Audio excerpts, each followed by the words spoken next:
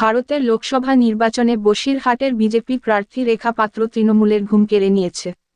একেবারে নিম্ন পরিবার থেকে উঠে আসা প্রতিবাদী মুখ রেখা পাত্র এরই মধ্যে নজর কেড়েছেন সাধারণ ভোটারদের। একের পর এক তাদের হৃদয়ে জায়গা করে নিচ্ছেন। তিনি সন্দেশখালী সহ বসিরহাট লোকসভা কেন্দ্রের সকল এলাকা চষে বেড়াচ্ছেন। তার হাঁটা চলা ও সহজ সরল ভঙ্গিতে কথা বলা ও এক চিলতে হাসি গ্রাম বাংলার মানুষজনকে বাড়ির মেয়ে ভাবতে বাধ্য করেছে।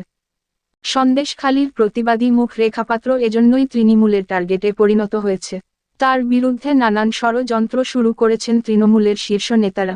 রেখা পাত্রের পিছনে লেলিয়ে দেয়া হয়েছে বেশ কয়েকটি ইলেকট্রনিক ও প্রিন্ট মিডিয়াকে। তারা সামান্য পান থেকে চুন খসলেই গলা ফাটিয়ে প্রচার করছেন ভাইরাল ভিডিও বলে। গ্রামের এই সহজ সরল গেও মেয়েটির সেদিকে কোনো ভ্রুক্ষেপই নেই।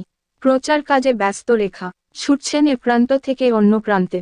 তার কোনো অপবাদ তিনি গায়ে মাখছেন না। যে যা বলে বলুক, তাতে দোষের কি? রেখার এই মনোভাবের কাছে হার মেনেছে সকল বাধা বিপত্তি। কিছু মিডিয়া রেখা পাত্রের পিছনের লাগাম টেনে ধরেছে খুব শক্ত হাতে।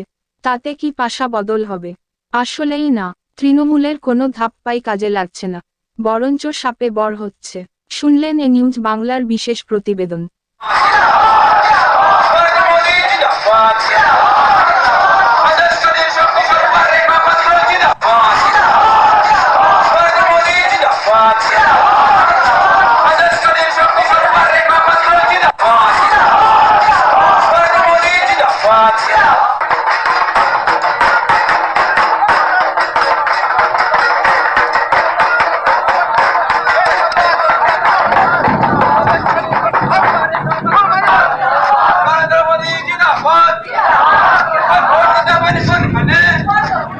ট্রেনে উঠে প্রচার করেছি, সেটা কারণ হলো একদিন এই হাসনাবাদ স্টেশন থেকেই আমরা শিয়ালদা অবধি পৌঁছেছি, শিয়ালদা থেকে হাওড়া অবধি পৌঁছেছি, সেখান থেকে তামিলনাড়ু অবধি।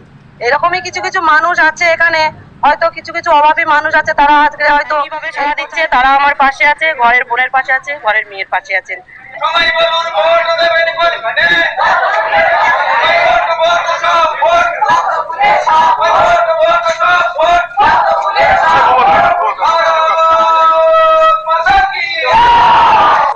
প্রচন্ড পরিমাণে সারা আছে, মানুষ ওনাদের ঘরের মেয়েকেই